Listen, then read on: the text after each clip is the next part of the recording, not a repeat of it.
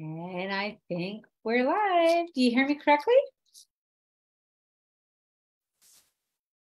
Manjeri, do you hear me? Yeah. Yes, super. Let's roll. OK. So, bonjour tout le monde. Merci de votre patience. On a quelques minutes de retard, mais on est tellement content de vous retrouver pour un sujet on ne peut plus d'actualité. So, hi everyone. We're so happy to be with you, and we're sorry we're a bit late.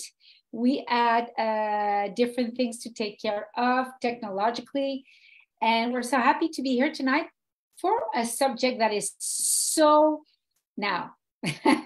So now. Alors, Dr. Manjeri, such a pleasure to have you on again. Thank you so much for having me. It's a pleasure to be here. And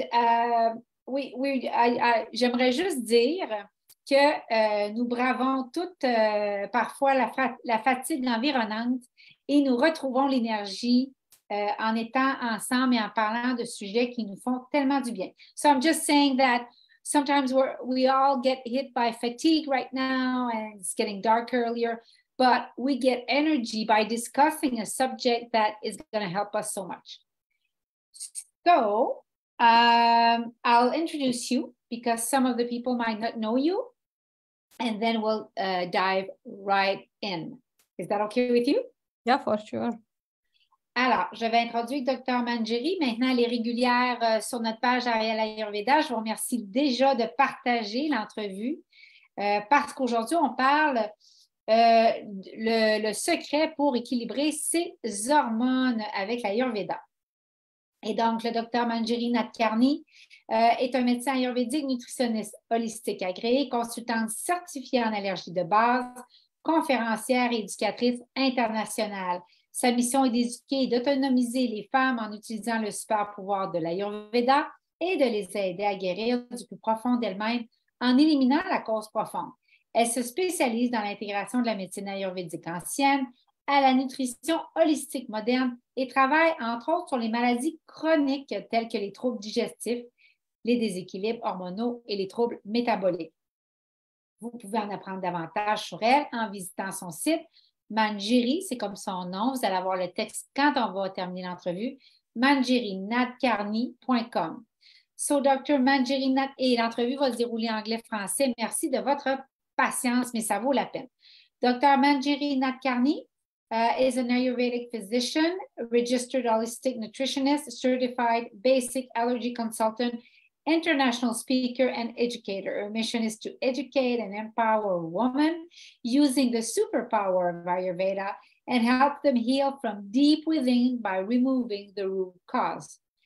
She specializes in integrating ancient Ayurvedic medicine with modern holistic nutrition and works on chronic conditions such as digestive disorders, hormonal imbalances, and metabolic disorders. You can learn more about her by visiting her website, manjerinadkarni.com.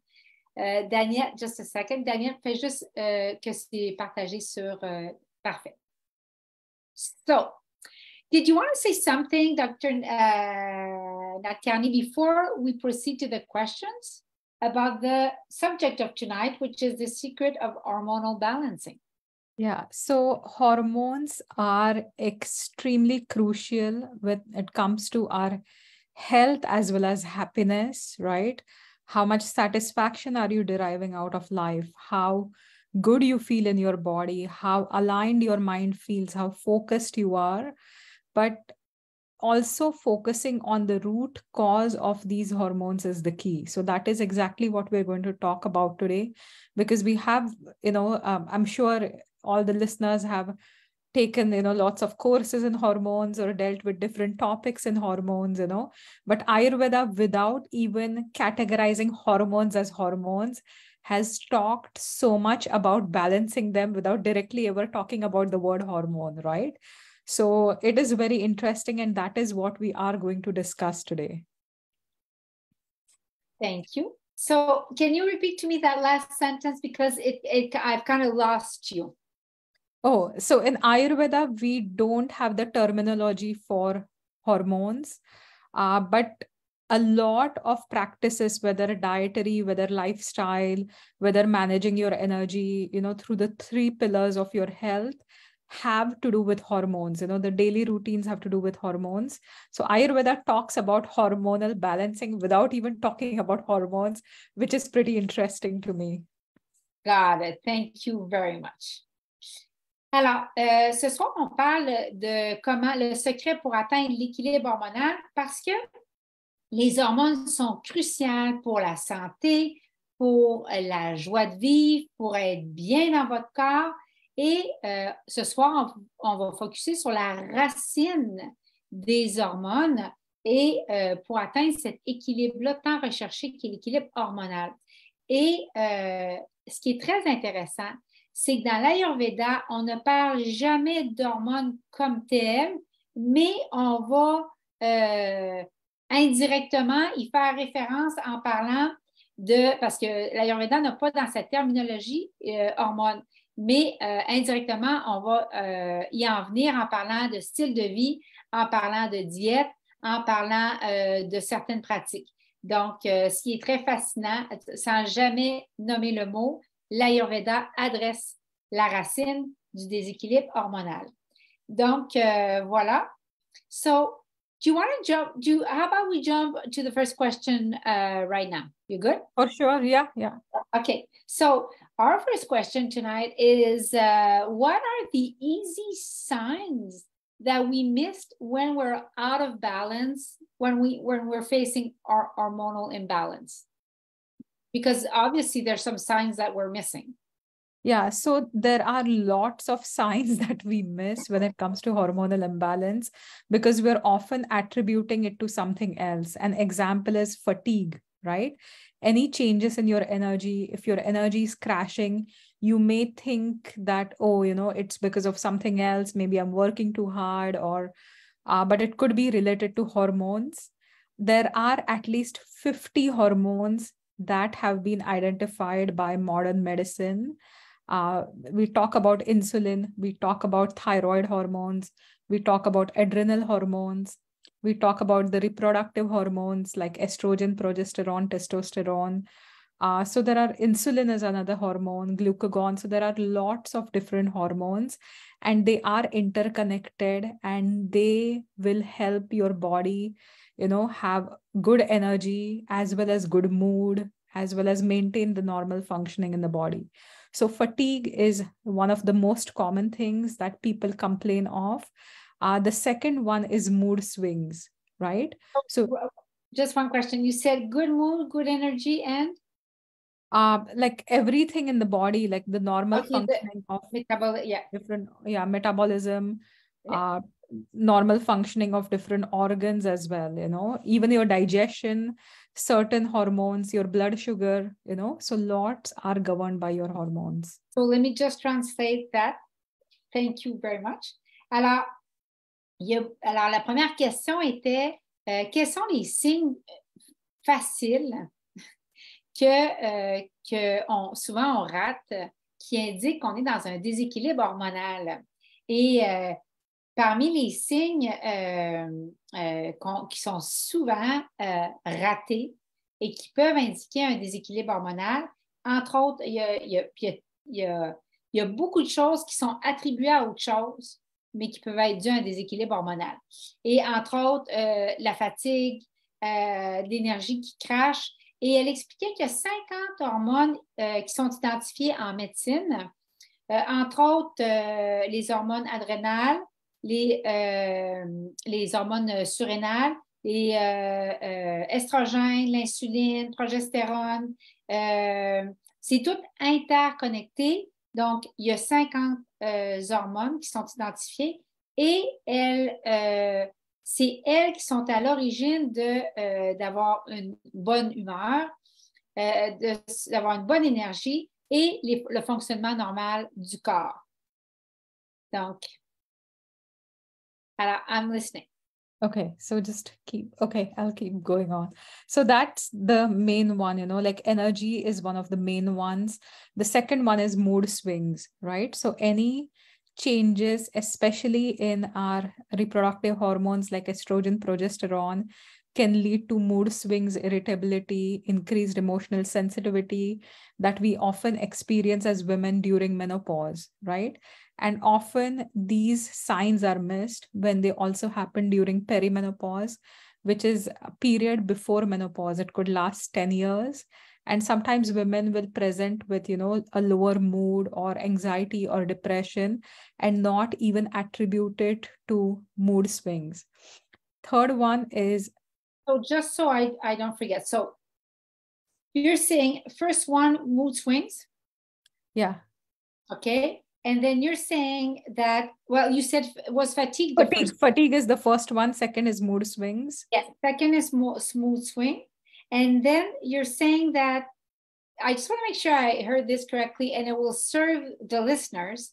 You're saying that the change in hormones can happen during menopause, but also, did you say during perimenopause, 10 years prior to menopause? Prior, yeah. So sometimes, perimenopause is a time where your body is trying, like, it happens because of a lot of the stress on the system, that your hormones are depleting, but your body is trying to support it. It's not your time to be in menopause yet, but you have maybe pushed yourself too much and your hormones are now waning, while your body knows it needs the hormones, so it's trying to up the production, right? So you go through a period where you will see certain signs and symptoms before actual menopause hits.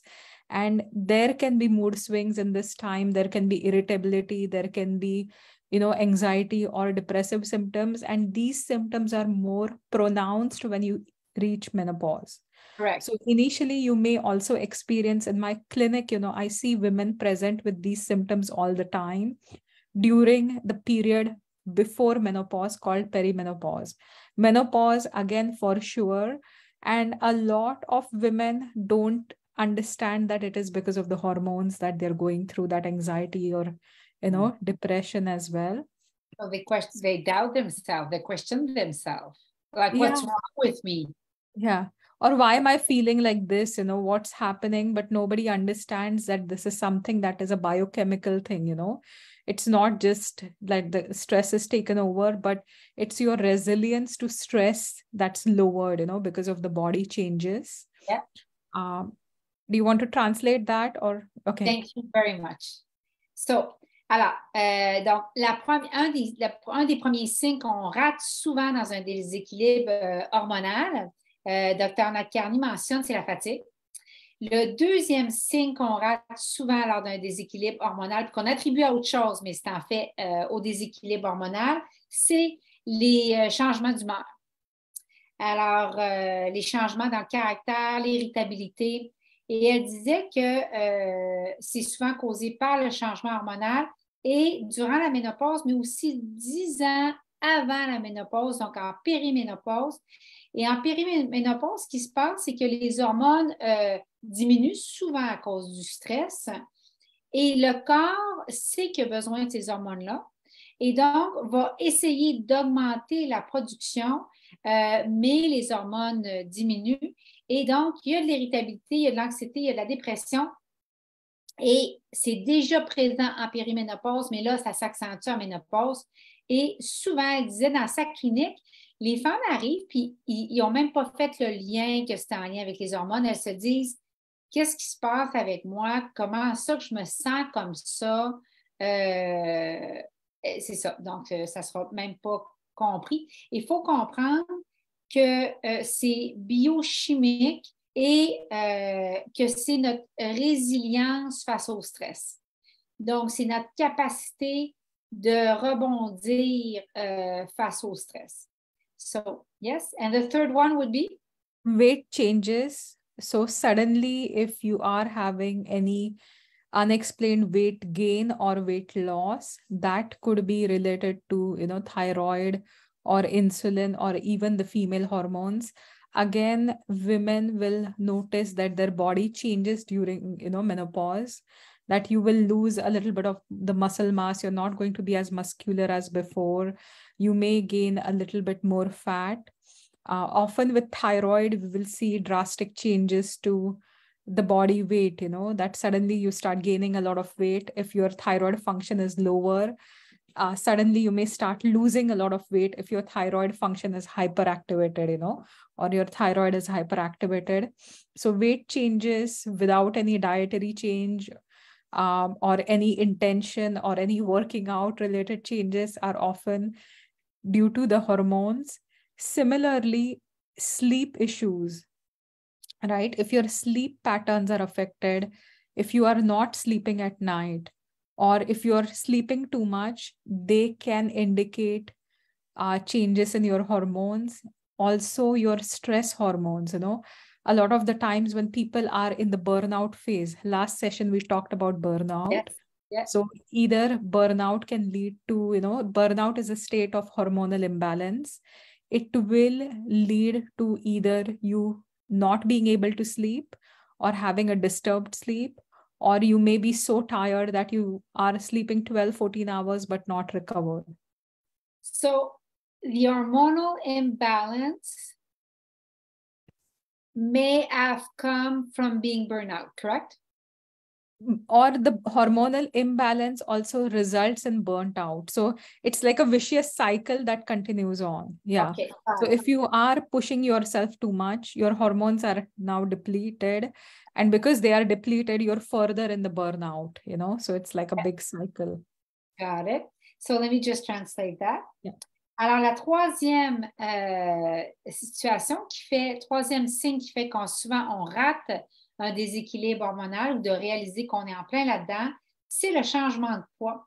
Alors, il va arriver un changement, par exemple, causé par la glande thyroïde, par l'insuline, par les hormones féminines, et vous allez remarquer que votre poids a varié. Vous allez remarquer que vous commencez à perdre de la masse musculaire. Et là, souvent, en ménopause, on va prendre du poids et il va se passer différentes choses au niveau du poids. Soit qu'on va, la thyroïde va fonctionner, on va être en hypothyroïdie, donc la thyroïde va fonctionner beaucoup moins. Et là, on va prendre beaucoup de poids. Et la thyroïde peut fonctionner beaucoup en hyperthyroïdie. Et là, on va perdre beaucoup de poids. Et quand on parle de changement de poids, ici, on parle d'un changement de poids qui n'est pas voulu et qui est assez marqué. Et on ne parle pas de quelqu'un qui s'est entraîné, on ne parle pas d'un changement de poids avec intention. Et ça va être causé presque toujours par les hormones. Et également, en tout cas, fréquemment, c'est relié à ça. Et donc, il peut y avoir aussi des problèmes au niveau du sommeil. Donc, soit dormir trop, soit dormir pas assez. Et on a parlé la dernière discussion, le sommeil et l'épuisement, le burn-out. Et ce qu'elle expliquait, Dr. Nadkarni, c'est que souvent, les situations d'épuisement, de problèmes hormonaux amènent en épuisement. Puis là, on ne dort pas bien, puis ça amène plus de problèmes hormonaux, ou l'inverse. On est en épuisement, ça influe sur les hormones, et là, on va se ramasser à pas bien dormir, et là, plus d'épuisement. Donc, c'est un cercle vicieux duquel il est difficile d'en sortir. So another thing that most women or people often miss is digestive issues, right? So your hormones can impact your digestion.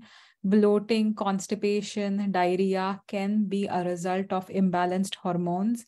An example here is when the thyroid function is lowered, you are not producing, enough thyroid hormone. Your gastric transit time, so the food stays in your system for a long time, or the peristalsis is going to slow down and you are going to be constipated. If the opposite happens and you have a hyper functioning thyroid with lots of thyroid hormones in your system, it will not only increase your metabolism, but it will fasten how the food moves through your digestive tract, and you will have diarrhea, right? So that's the digestive signs. Again, bloating or, just feeling like heavy after meals, those could be signs of digestive problems due to hormones. Insulin, if it's not functioning well, people often feel tired and lethargic after meals. So if you had a big meal and, especially this is very common with sugar or sugary foods, that people will have like sugar and instantly they will crash. So that also shows that your insulin mechanism is slightly off balance. Yeah. Yeah. And that would go under hormone. That would go under hormones. Similarly, appetite as well. So not many people realize that appetite is also governed by hormones, you know. There is a hormone called ghrelin that makes you growl with hunger. And there is another hormone called leptin, which tells your brain that stop eating because I'm satisfied with the food that I'm eating. Right? Leptin, correct? Yeah, that's leptin, and ghrelin is GHRELIN. So ghrelin is the growly one, you know, I'm just growling with hunger. And leptin is the one that makes you feel satisfied, that tells you to stop eating. And again, appetite changes are going to be a result of not just your emotions, but any hormonal changes in the body. Got it.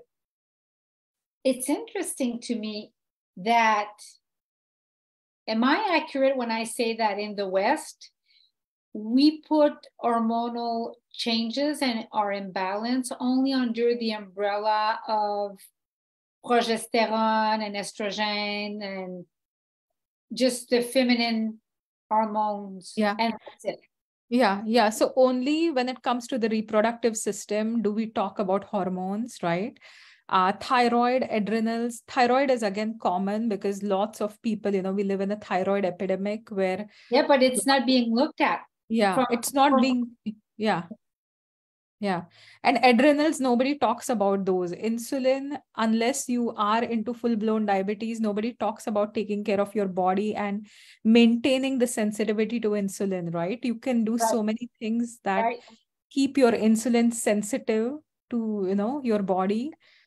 So nobody talks about that, you know. You only talk about hormones when you lost the function, like in modern medicine, yeah. Yeah, it's very, very interesting. Okay, let me just translate that, doctor. Alors, entre autres, parmi les autres signes qui souvent sont ratés quand on a un déséquilibre hormonal, il va y avoir des problèmes digestifs, donc la constipation, la diarrhée. Puis un exemple de ça, puis c'est vraiment important de savoir ça, parce que moi, j'ai eu des femmes qui m'ont échangé des fois avec moi et qui m'ont dit « Ah, j'ai des problèmes au niveau de mes selles ou de… » Et il faut comprendre que si, par exemple, c'est très intéressant ce que mentionne le Dr Nadkarni, si la thyroïde fonctionne de manière trop élevée, ton métabolisme augmente tellement que alors ça va changer le temps gastrique, ça va changer le mouvement du péristaltisme, le mouvement péristaltique. Et là, on va être en présence de diarrhée. Et de la même façon, ça fonctionne pas comme il faut et pas assez rapidement. Bien, en hypothyroïdie, on va avoir des chances de même voir de la constipation. Donc, c'est hyper intéressant. Et elle disait, entre autres, même chose si on est très fatigué, si on est léthargique, bien, c'est l'insuline qui va être off chez quelqu'un. Tu vas avoir mangé, par exemple, un pain qui a du sucre dedans et tu ne comprendras pas que tout de suite après, tu vas cracher au niveau de ton énergie, mais c'est la consommation du sucre et c'est ton hormone de l'insuline, qui est une hormone qui va avoir été déréglée dans cette situation-là. Et donc, elle disait aussi la même chose pour l'appétit. On va avoir des variations d'appétit si on a un déséquilibre hormonal parce que, par exemple, il y a une hormone qui s'appelle la leptine qui est en charge de nous donner le signal quand on est comblé et qu'on a assez mangé. À ce moment-là, si on a un déséquilibre hormonal, bien, on va avoir des changements au niveau de l'appétit. Et je lui faisais remarquer, je lui disais, c'est très intéressant parce qu'en Occident, moi, toutes les fois où j'entends parler de déséquilibre hormonal, c'est uniquement en lien avec les hormones féminines. Donc, progestérone, estrogène. Et donc, C'est que ça, on ne parle pas du reste de toutes les hormones qui peuvent impacter. Et elle dit, moi, ce qui me frappe dans la médecine occidentale, c'est qu'on va seulement parler du déséquilibre hormonal quand on perd une fonction. Par exemple, on va parler d'insuline uniquement quand le diabète est full, hors proportion et on est en plein dans le diabète, par exemple, type 2. Mais on parlera que très peu, voire jamais, comment rester sensible à l'insuline et comment bien s'en occuper avant d'arriver là. Donc, très, très intéressant. So, do you want to go to question 2 or you wanted to address other symptoms, other signs? Just a quick one, because I know we can talk for hour on just this topic. Yeah, but brain fog is another common one. Memory related problems are very common. Any changes in thirst or urination is common. Blood pressure changes can be due to hormones. Headaches, I've seen a lot of hormonal headaches in my clinic as well. Vision changes are also a part, so lots. And then changes in the libido, of course, those menstrual changes, we do tie them up to the hormonal changes, but these are some of the changes that are also accompanied by hormonal changes. Yeah. Perfect. So, alors, des fois, quand on sent le cerveau, là, tu sais, pas au clair, puis de la misère à réfléchir, des problèmes de mémoire, des problèmes de soif, des problèmes de maux de tête et des problèmes de menstruation, ce sont tous des signes d'aller vérifier votre équilibre hormonal. So, let's talk about why taking hormonal supplements and hormonal replacement therapy is not enough. Now, is it just me or the hormonal replacement therapy is being hyped right now? Like here in Quebec, we've had like even, TV shows about winning it and about like it's the thing to do. And that's the only way you can have a good menopause. Yeah, but that's not the ground reality, the ground reality that we see, whether it comes to hormone replacement therapy, replacing the estrogen or progesterone, or whether we even talk about something like taking a thyroid hormone every morning, right? Lots of my clients are on thyroid hormones. A lot of my clients are on HRT, but they still have the symptoms. We just repeat what you call those two, please. Yeah, so like thyroid hormone is one of the common hormones to take when your thyroid function is low. And that's one of the most prescribed ones, right? But I have so many clients that come to me that I'm taking the medication.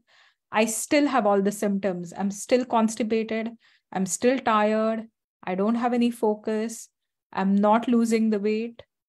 And my lab results are perfect. Wow. Similarly, with estrogen progesterone replacement, you will see that the labs are better, but they are still struggling with those signs. They are still having hot flashes. They are still having those night sweats. They're still having those mood changes, right? So I'm not saying it's 100%, not working for anyone. There are some clients that, the hormone replacement therapy would work for. But then it also can increase your risk, because you're taking synthetic hormones in your body. So again, it is at the cost of something, always there is a cost to something. So it may work for some people, it may not work for a lot of others that I've seen. And again, when you are taking synthetic hormones, you are creating some changes in the body that may not always work the best. Okay. So let me just translate that, and then I've got some questions for you. So, alors, la question numéro 2 que j'ai demandé à Dr. Nadkarni, c'est pourquoi prendre des suppléments hormonaux ou encore des hormones de la thérapie de remplacement d'hormones qui est très populaire. Moi, j'ai vu au Québec même des façons de gagner à la thérapie de remplacement d'hormones. Et donc, je suis très curieuse de ça et j'ai dit, puis pourquoi? Mais des fois, ça ne semble même pas être assez. Et Dr. Nadkarni mentionnait que, par exemple, si ta thyroïde est en hypothyroïdie et elle est trop basse et tu prends des hormones, elle dit qu'il y a des clients qui viennent à sa clinique en Ontario et que ils ont encore, ils ont toujours les mêmes symptômes. Ils n'ont pas de focus, ils sont encore super fatigués, ils sont constipés, ils ne perdent pas le poids. Et elle dit, puis ces femmes-là viennent me voir en disant, mais mes résultats de laboratoire sont parfaits, là. Mais j'ai encore mes symptômes. Et la même chose pour la thérapie d'hormones de remplacement. Elle disait, j'ai des femmes qui viennent me voir, les résultats sont parfaits, mais elle dit, il faut comprendre que quand tu prends quelque chose de synthétique, ça vient avec un coût, parce que tout vient avec un coût, puisque forcément, c'est des hormones synthétiques et que ça va produire un changement dans le corps. So, when we just finish there, you said that when we take synthetic hormones. Yeah, so it does increase your risk to different conditions, and nobody wants to talk about these, right? So a lot of the times hormone replacement is sold because, you know, the benefits are outweighing the risk is what the modern doctors would like to believe. But the fact is that estrogen related hormone therapies can increase the risk of your breast cancer, can increase the risk of ovarian cancer, uterine cancer as well. They are also, any hormone replacement therapy can increase your risk for cardiovascular disease or stroke or blood clot. And this is something nobody talks about, right? So there are also side effects related to hormone replacement therapy, that you may start noticing bloating, headaches, you know, digestive issues, depression, skin related changes, weight gain, you know, irregular bleeding patterns, etc. So it's not as safe as it's promoted to be, right? A lot of the times, you know, they will say that, oh, it will slightly increase the risk of breast cancer, but the fact is that you are increasing your risk, right? And again, nobody knows who gets, you know, cancer. There are so many things happening in the body, and we are seeing that in especially not just the Western countries like North America or Canada, but in the world overall, we are seeing cancer rates increase all the time. So do you have any, we don't have any percentage, right? What does, like, how much cancers are caught? There's no study. So for breast cancer, again, there was a study, they were saying like just 5 extra cases per 1,000 people or something. Yeah. So they're like, oh, it's very minuscule, but there is not enough research for long term, right? So I would say that it does require more research. Got it. Yeah, because the cancer cases are rising. So I'm not saying that in everyone it's going to cause the same thing, but there are, again, it's not just causing one kind of cancer, right? Yes. So we need more research there. Got it. Very well said. And then, so there's a risk, and we're seeing that these type of cancers are increasing. I think that's the main getaway from this. And then anything else you wanted to add on that topic before I translate? Yeah, and then, you know, we are not even addressing psychological factors, you know, like the hormonal replacement therapy just gives you additional hormones, but it doesn't address what's going on in your life. It's not addressing the root cause of why your hormones went off balance. So the fact is that menopause is a natural phenomena. Menopause is not a pathological state of the body. It is a physiological process similar to aging, right? We are all, you know, born, we all grow up, we all age, and then one day we all have to leave this planet, right? So this is a part of the physiology. But getting severe symptoms of hot flashes or night sweats or severe mood related changes during your menopause, that is not a physiological state. It is an indicative of some underlying pathology, some underlying root cause, and hormone replacement therapy fails to address that. Wow. So it's like you're using a Band-Aid that does work for some people, not for everyone. And there are still some risks associated with it, not just cancer, but HRT will increase the risk of developing blood clots, or stroke risk is higher as well, right? So you have to really look at the root cause. That's the one thing Ayurveda says, that, focus on the root cause rather than using a band-aid. Yes, this is why I love Ayurveda. Let me just translate that. And it's beautifully, beautifully said. And I love when you say, and I always remind myself that the first session, practitioner in Ayurveda and a doctor in Ayurveda like yourself will take with their patient is 2 hours. Yeah. Like it's often 2 hours. And so an hour and a half. And I know that you will discuss the relationship, you will discuss the work, you will discuss, and it needs to come in the discussion. It needs to be looked at in order, if you remove the cause, then you remove the effect. Yeah. Yeah. And if you band-aid the effect, then something else is going to pop up from the same roots, right? It's like a weed that, if you're cutting the leaves, you still have the root. So there may be another branch popping up from somewhere else, if it has like an underground system. So you want to make sure you're attacking the root. Exactly. So let me just translate that. Alors elle mentionnait que les hormones, la thérapie de remplacement d'hormones ne vient pas sans risque. Et souvent, quand c'est promu, les risques sont, oui, ça se peut qu'il y ait un peu d'effets secondaires, mais il faut comprendre qu'il y a des risques accentués quand on prend ces thérapies de remplacement d'hormones.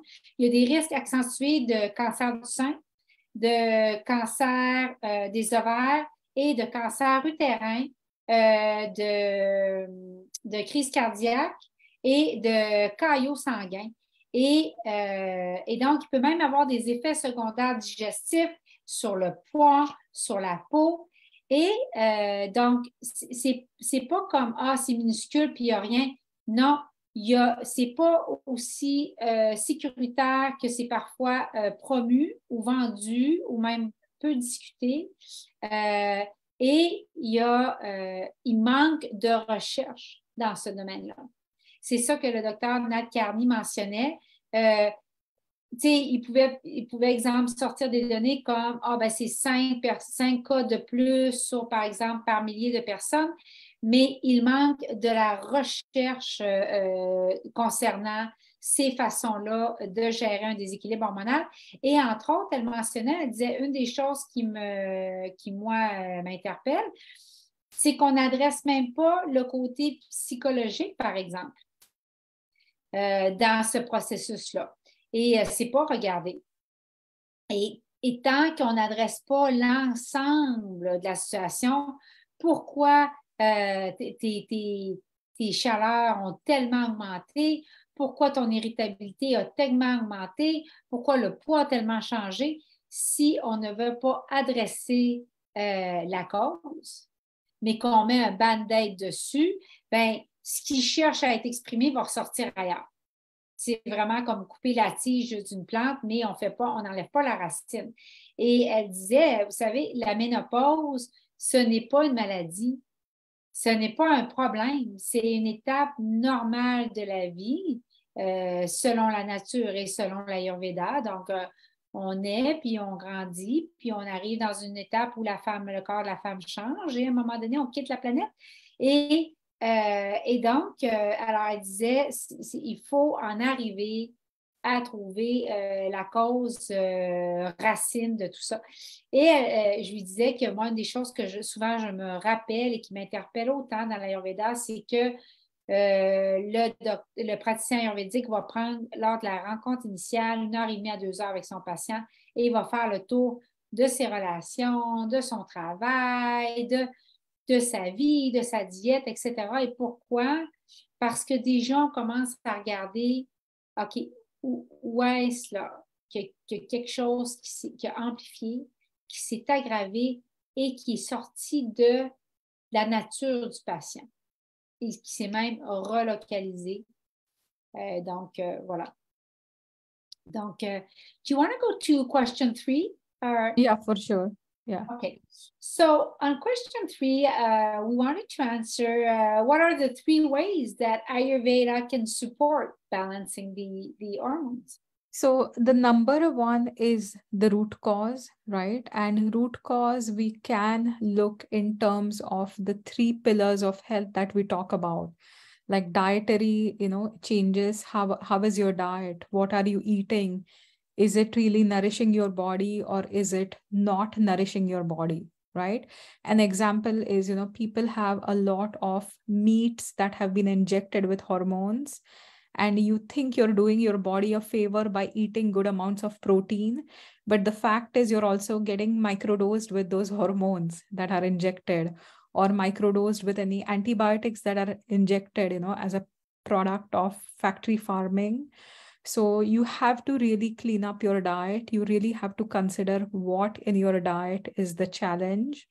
And often, if you are confused, you can definitely work with an Ayurvedic doctor or an Ayurvedic practitioner who can guide you, because there is so much misinformation today. Every thing that people talk about, like smoothies, for example, that are popular from Ayurvedic perspective, they're not helping you, right? Yeah. Right.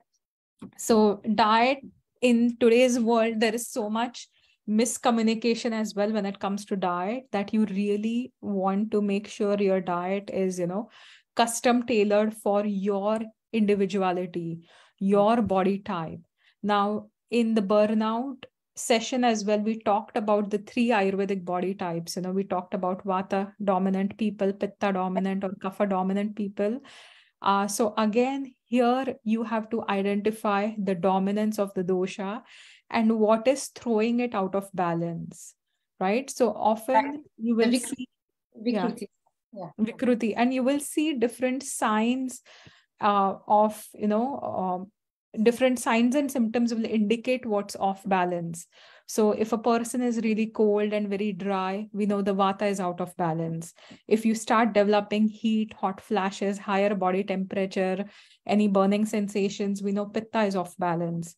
Water retention, weight gain, we know Kapha is off balance, right? So ideally, understand the dosha, then have the diet that is opposite to the dosha.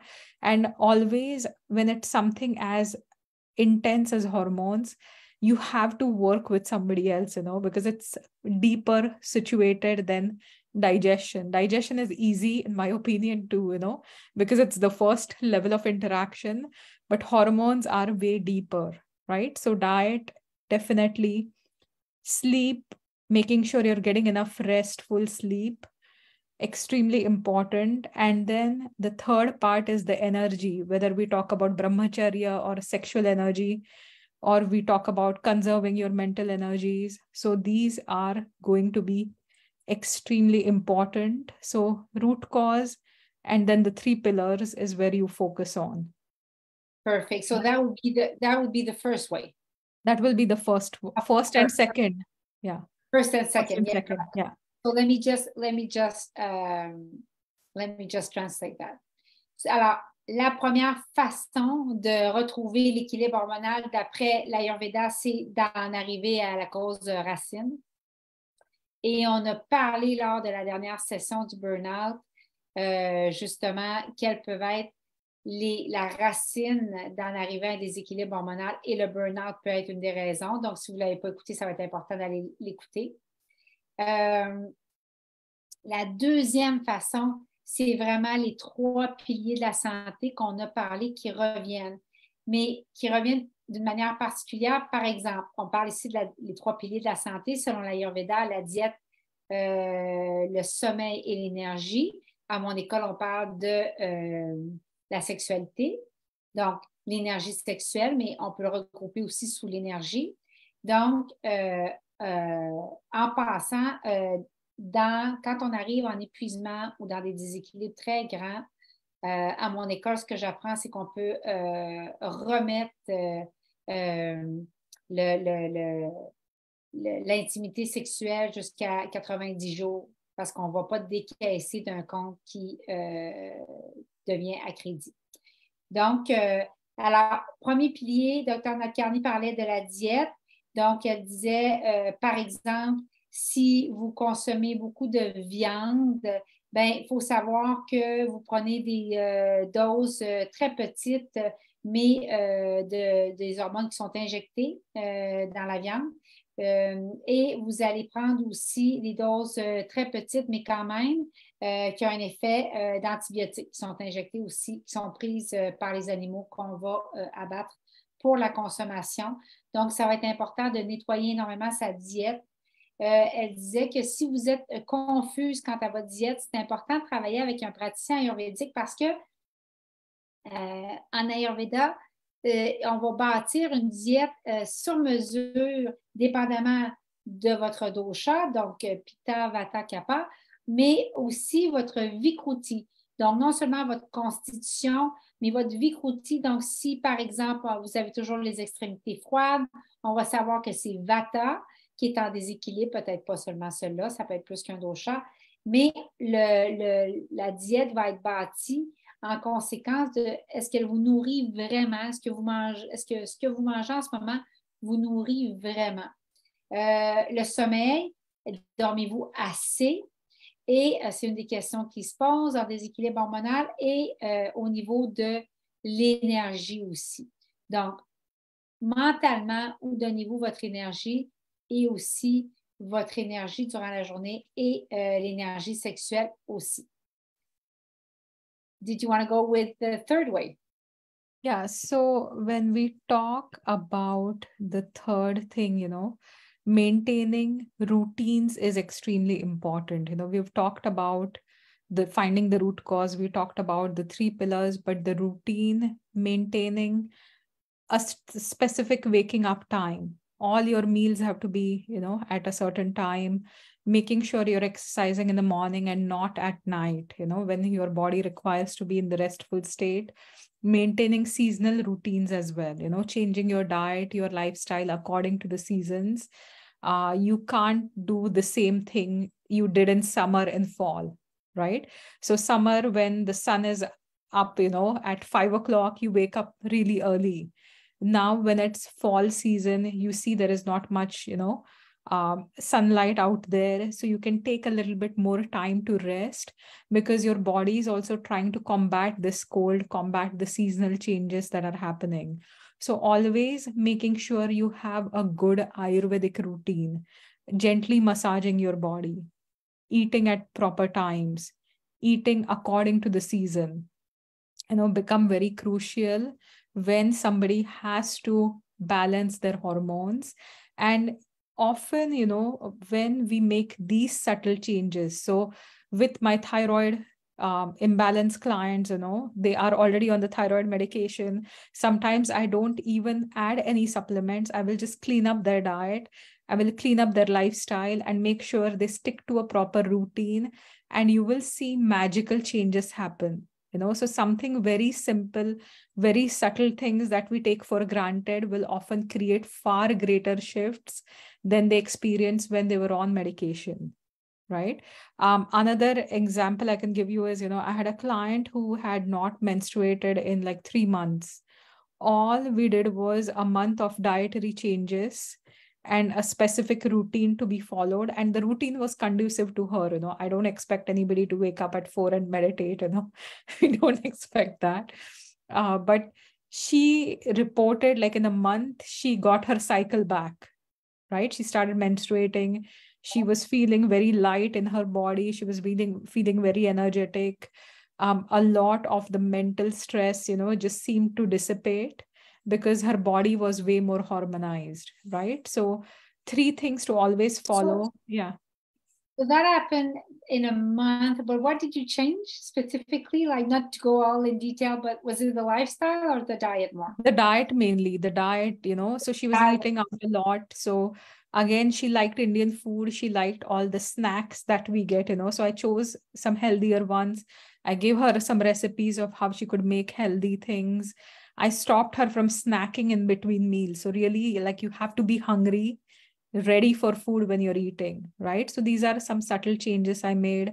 I changed the quality of the foods that she was eating as well. So rather than eating and filling up too much on refined foods, more whole foods. So, but in a month, and it was amazing. And it's not the one-off case I'm talking about. I've had so many women talk about, oh, my sleep is better. My energy levels are better. Why is it, Dr. Nadkarni, before I translate, why is it that we overlook so much diet and lifestyle and sleep? We hear about it, but it's like, oh, it's common. It's like okay, that I know. Do you understand what I'm saying? Why do we take it so like it's not even interesting? See, the simplest things are often difficult to implement, right? Because of our poor habits. So it is, if I tell you you have to change your diet, if I ask you to take a pill, it's minimum effort, right? But if you have to change your diet, you have to invest time, energy. And a lot of the time people are just looking for easy fixes, You look at the supplement companies that pop up all the time, every product new being launched in the market.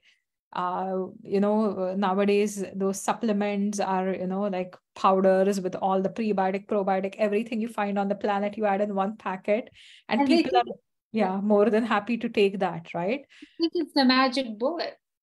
It is. And everyone is looking for shortcuts, right? But there are no shortcuts in life, unfortunately. There are no shortcuts, and you have to take charge of your health, and you are also responsible for your health, right? So it's not about blaming you for what happened, but it's about what can I do to make myself feel better. It's not your doctor's job to make you feel better. If you have a condition, they will diagnose you, but you have to take the time, efforts, find the resources, find the information, take time to learn about your health. If you have no idea about your health, it is your responsibility, to take charge of your health. And this is something that I hear all the time, oh, my doctor is not listening to me, he didn't give me this pill, or he didn't give me that one. And I'm like, that's okay, but I'm telling you to do these, why haven't you done those things so far? Right? So yeah, that is very good. Let me just translate that. That is excellent. Donc, le troisième moyen de ramener un équilibre hormonal, c'est les routines. Donc, on en a déjà parlé, mais c'est crucial si vous avez un déséquilibre hormonal. Donc, on doit se réveiller à la même heure, on doit prendre les repas à la même heure, l'exercice n'est pas fait le soir est fait pour se reposer et on doit manger aussi selon la saison. On doit faire les choses selon la saison. Donc, de la même façon que l'été, il va faire clair des fois à 5 heures le matin, on peut se lever plus tôt. Bien, en ce moment, c'est l'automne et c'est correct de se lever un peu plus tard et de se permettre de se reposer alors que le corps est en train de s'ajuster pour faire face au froid qui est là et qui va en s'intensifiant. Et donc, par exemple, s'il y a un problème de thyroïde puis que tu prends les médicaments pour ta thyroïde, c'est une chose, mais il faut que tu travailles une diète, de la rendre le plus clean possible et le style de vie. Elle donnait l'exemple d'une de ses clientes qui n'était pas menstruée depuis 3 mois. Et après 1 mois, les menstruations ont repris. Je lui disais, mais qu'est-ce que vous avez fait, tu sais? Puis elle a dit, ça a été principalement la diète. Et je lui ai donné des recettes adaptées à elle, mais je lui ai dit d'arrêter de prendre des collations entre les repas. C'est hyper important et c'est quelque chose qu'on enseigne en Ayurveda, qu'il faut attendre d'avoir faim pour le prochain repas avant de manger. On n'a pas faim, on ne mange pas. Donc, évidemment, exception faite, c'est une condition très particulière de santé, là, mais typiquement, c'est ce qu'on va regarder pour que la digestion, qui peut prendre entre 3 à 5 heures, là, soit complètement terminée tout le système s'est vidé puis a fini sa digestion avant de remettre autre chose. Et je lui disais, pourquoi, quand on regarde des choses simples comme ça, comme, en tout cas en apparence simple, c'est bien manger, le sommeil, notre énergie, où est-ce qu'elle va, pourquoi c'est si dur pour les gens? Tu sais, c'est comme si on se disait, ah oui, bien manger, bien dormir, puis tu sais, où je place mon énergie, puis comment je la dépense, mon énergie. Ah oui, ça, je le sais. Tu sais, ça, c'est facile, c'est banal même, c'est pas intéressant à discuter. Et pourtant, on n'a jamais autant parlé de déséquilibre hormonal, tu sais. Et elle disait, c'est les choses les plus simples, des fois, qui ont le moins d'attention. Et les gens cherchent des raccourcis. Puis elle disait, malheureusement, il n'y en a pas de raccourcis. Il n'y en a pas de pilule magique. Puis elle dit que souvent en clinique, elle entend des gens aller la voir puis dire, oui, mais mon médecin, il ne m'écoute pas, puis il ne me donne pas des médicaments ou des suppléments ou des pilules. Puis elle dit, oh, on a juste à regarder le nombre de compagnies de suppléments qui émergent. Puis elle dit, mais elle dit, à la fin de la journée, c'est pas la job, c'est pas la responsabilité de ton médecin de te faire sentir mieux. À la fin de la journée, c'est ta responsabilité de dire, OK, c'est ma job de me faire sentir mieux. Il faut que je commence à regarder, à tenir un journal, à vraiment porter attention à ces 3 piliers-là.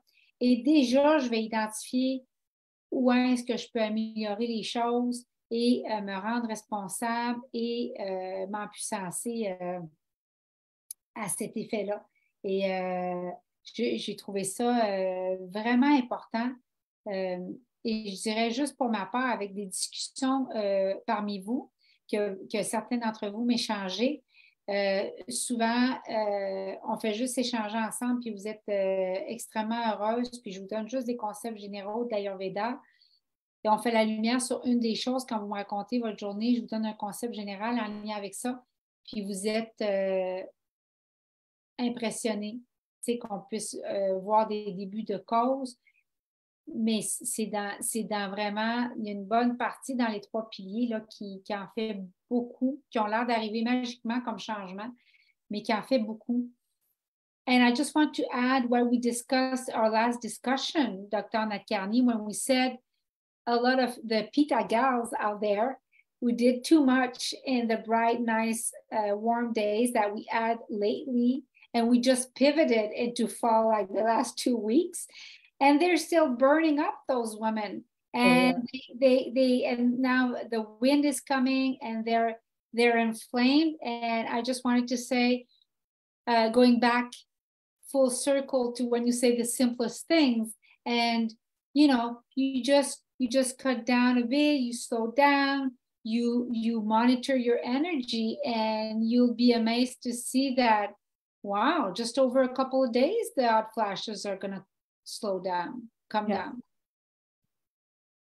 Yeah, for sure. But see, the thing is, you will have to take charge and do the things, that's often what people miss. So whether it's building your routine or finding the root cause, but at the end of the day, like, you will have to make those changes within, your diet and lifestyle, and also looking at it as your own responsibility. We take care of our cars, way better. We service the cars, we oil the cars. We take better care of our cars, our possessions, than we do of our body, our minds, right? So that is something that needs to be changed. Yes. And I would like to close by talking about the cleans that's coming up. Yeah.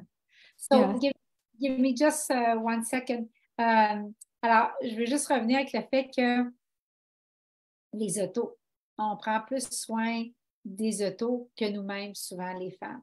L'auto est huilée, l'auto elle va faire sa mise au point tous les 3 mois. Puis nous, on se laisse passer 6 mois avec des symptômes et de l'inconfort sans chercher la cause racine. So what would you like to say about the cleans? What would you like to share before I translate and then we close? Yeah, so what I would love to say is join the cleanse if you are looking to balance your hormones, if you are looking to get rid of the burnout, if you are looking for authentic Ayurvedic advice that is catered to you, especially for this season, if you are looking to restore yourself through Ayurvedic nurturing practices, meditations, give yourself the time to reset, rejuvenate for a week, join the cleanse, and see, I've studied Ayurveda for 8.5 years. I've been practicing it ever since. And my superpower is combining Ayurveda with modern nutrition. And a lot of the recipes that are on the cleanse, you will experience that they are delicious. They are not recipes that are going to make you feel like blah or eating just bland foods or eating foods that you don't enjoy, but you are going to get a variety of nutritious recipes that will satiate your body and your mind. We will do practices that will help you connect with your senses and calm them as well, right? So it is an overall reset for your body, your mind, your emotions. We are looking at the collective heavy energy, the chaos, the intense energies that we hope to have stopped, with the 9 nights of the goddess, but we can still feel it in the air, right? With the ongoing war and the constant exposure to what's happening. It is very frustrating if you are sensitive, it is very disheartening for a lot of us, at this point in the world, we did not expect there to be so many wars or killings, and be a witness to it, right? Through social media or something. So this gives you a time where you can focus on yourself, because that's what you can control. Unfortunately, we can pray for what the world is going through. We can pray for, people who are being affected. But you have to take care of yourself, first. Whether you're dealing with your family members in any crisis or anything happening, you have to be taking care of yourself first, right? So in Ayurveda, I would love to close with a saying that in Ayurveda, there is a saying that sarvam anya parityajyet shariram anupalayet tad bhavo hi bhavanam sarva bhave sharirinam, which literally means that you only have this one body, which you need to take care of, because if you lose your physicality, if you lose the body, right, due to illness, or if you deteriorate it, you are not going to have a good experience. You're not going to be able to accomplish anything, right? Till the time you have your health, you have everything with you. If you lose the health, no matter how much money you have, you may not be able to experience good things from that money too, if there is nothing to enjoy, right? So please take charge of your health, be responsible for your health, is the one urge that I would like everybody to make. Yeah. And what would you say to people that are thinking about time? Is the recipe will be complicated, or do you have options that are quite easy to make? No, they are pretty easy. So the way I work is, the cleanse will start on 30th of October. We will have a master class on the 27th, which is the Friday. So I will walk you through the cleanse. By Saturday morning, you will get an email with the recipe bundle, the shopping guide, and you have so many options to choose from the recipes. You will have like 6 options for breakfast, 5, 6 for lunch, some snack options if you're like a snacker, dinner options, and then you can pick and choose which ones you want to make. And there will be meal planning templates as well, so you can decide for yourself. There will be different trackers where you can assess your health before and after the cleanse. So we track everything, we track your digestive symptoms day 1, day 4, day 7. I go live in the group twice a day, early morning and then in the afternoon as well. And I've always done the 2 check-ins, because in the morning I talk about what it's going to be like that day. And in the afternoon, I go back to answer any questions that you have. Oh, I love that. I have the same group of people that have stayed with me from the first cleanse that I've hosted. This is technically my 5th one. It's my 3rd autumn reset. And, they love the recipes. Like everybody that tries the recipes, they absolutely love it. They're so happy. I've seen the testimonials. Some of them were saying like, I've tasted things that I've never tasted before. I've opened myself to some spices and herbs that I wouldn't have, tried. Yeah, and these are simple recipes, so I don't expect you to, stay home and not go to work. I'll be working. I Yeah. know I'm gonna take more time for myself in the reset, but I still have my clinic duties to attend, right?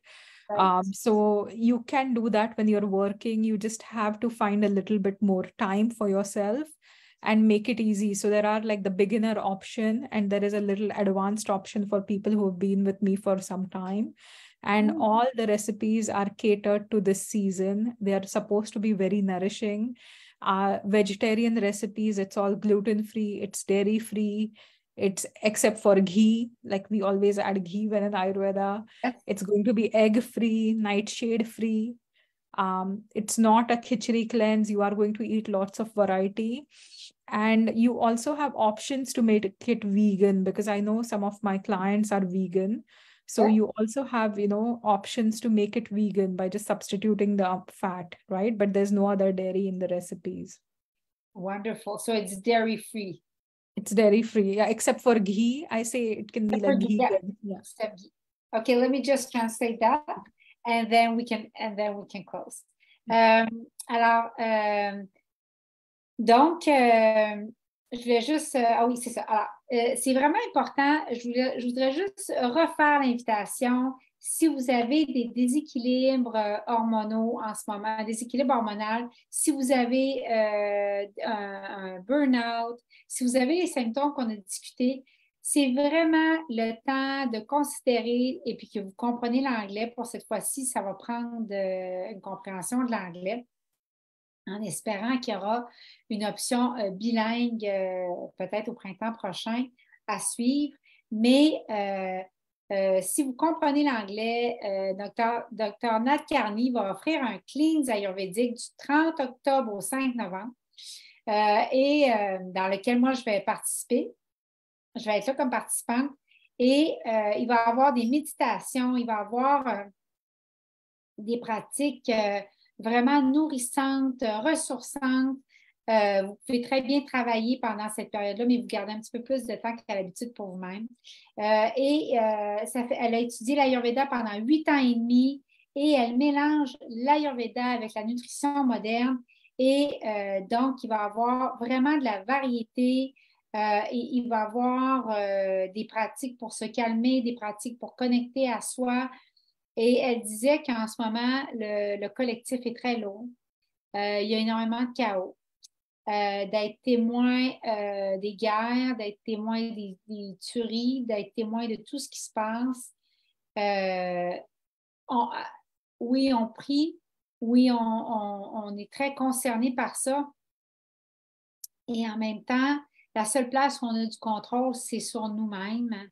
Et c'est important de revenir à nous. Et elle mentionnait à quel point l'Ayurveda stresse qu'on a ce corps-là. Et tant qu'on a la santé pour nous, on a tout. Mais si on n'a pas la santé, on ne pourra pas faire l'expérience d'être ici dans tous les spectres que cela comporte. Et donc, ça va être très intéressant, le Cleanse, parce qu'il y a des degrés, donc débutants, plus avancés. Les recettes, le 27, on a un masterclass, tout le monde ensemble. Elle va nous expliquer les étapes du Cleanse. Le 28, par courriel, on va recevoir une grille pour préparer nos repas, des recettes avec plein d'options, des options déjeuner, des options pour le dîner, pour les collations, tout ça. Et vous allez essayer des choses que vous n'aurez probablement jamais essayées. Ça va être très nourrissant, des épices, des herbes. Et également, elle vient 2 fois par jour avec nous. Donc, le matin, elle va nous expliquer comment va être cette journée-là. Et la fin de la journée, elle vient en live aussi pour répondre aux questions. Alors, ça va être, c'est sans gluten, c'est sans produits laitiers. Donc, c'est très, très, très... Si vous avez là, des symptômes en ce moment de digestif, des symptômes de santé, là, c'est vraiment quelque chose qui va être pris en compte puis dans lequel le Cleanse va être pouvoir répondre à vos besoins. Et puis, if ever they still have questions before they enroll, they can always write you an email. Yeah. You can always write me an email or find me on Facebook, and I'll be tagged here in the video. So message me and I'll be more than happy to answer the questions. Yeah. Perfect. So, si jamais vous avez des questions, vous pouvez lui écrire dans Messenger. Elle va vous faire, puis je vais les taguer aussi dans la vidéo. Ça va être tagué à la fin. Donc, vous pouvez certainement lui écrire. Elle va se faire plaisir de répondre à vos questions. So, en conclusion, I would like to say thank you very much. Thank you. Thank you for having me. Yeah. Om Shanti and Namaste. Namaste, Om Shanti. Alors, bonne soirée tout le monde. Merci d'avoir été là et on espère que l'entrevue va vous avoir apporté un peu plus loin. Merci de partager. Merci et j'espère vous voir dans le Cleans du 30 octobre prochain. Bye bye. Thank you.